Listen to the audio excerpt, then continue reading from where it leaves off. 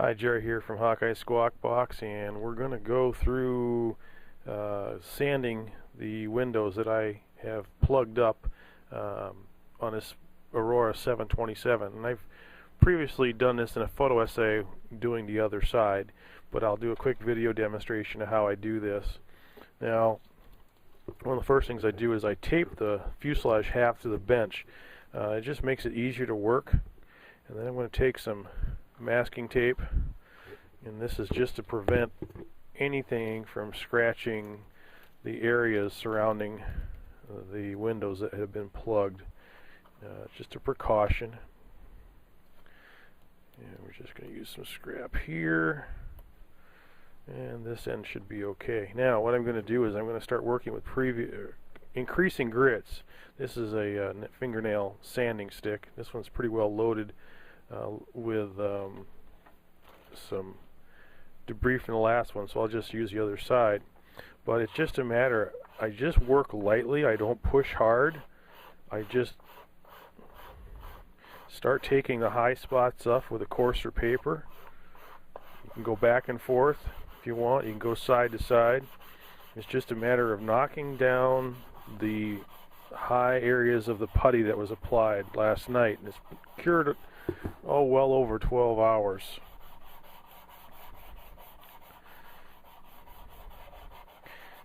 And the tape just helps you prevent you from gouging at the plastic. Again, I'm not really pressing, I'm just letting the stick rub across.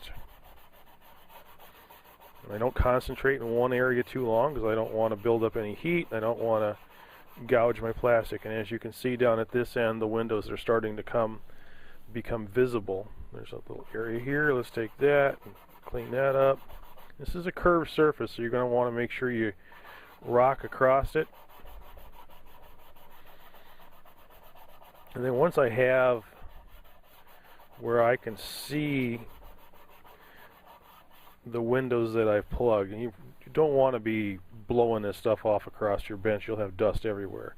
But once I can start to see the windows, I'll switch to the next grit finer, that with a higher number.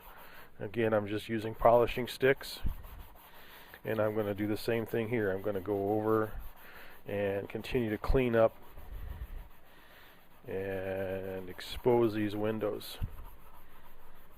Now you can see where the styrene is filled in, and you can see a little bit of the styrene poking out here.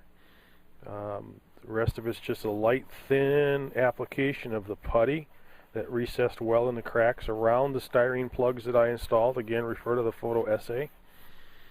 Okay, this one pretty much done. We'll go down to another even finer grit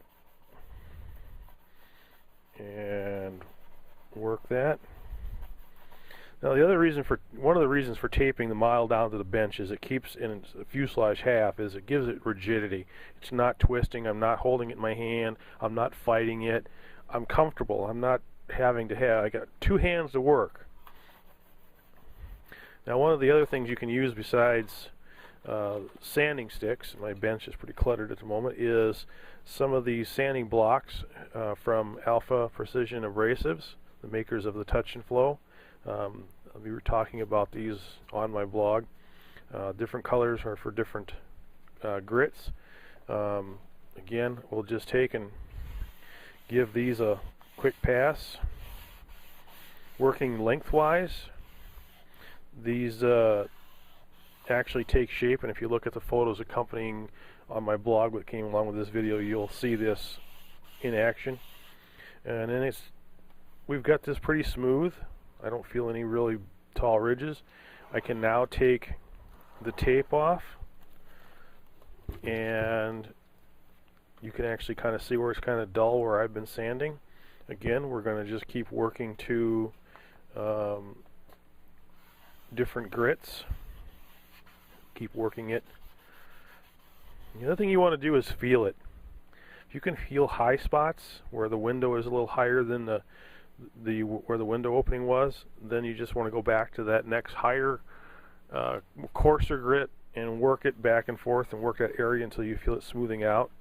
You can go at an angle, back and forth, The idea is you want to remove the scratches as you go. Eventually what you're going to do is you're going to end up going from a really fine polishing stick or sanding block, or even these little sanding pads that are also available from Alpha Precision Abrasives that you can use. It just makes holding sandpaper a lot easier. Eventually you're going to reach to the point where you're going to need to finalize what you're working on, and to get to that point, it usually entails a polishing stick, such as this one right here. I'll just give it a wipe on my pants, and then it's just polish this all out. And once it's all done, it's smooth and it's to where you like it. It's ready for either primer or paint, depending on what you're going to do. If you do notice some pinholes, blemishes, anything like that, then you would apply, say, something like a Mr. Surfacer as a primer to fill those in, let it cure, go back over it, and keep working it. Seeing the styrene coming through, the styrene plugs, that's fine. Don't worry about that. What you're basically doing is just trying to get a nice, smooth, even surface so that when you put your decal windows there, it's not going to look funky. All right? Thanks for tuning in.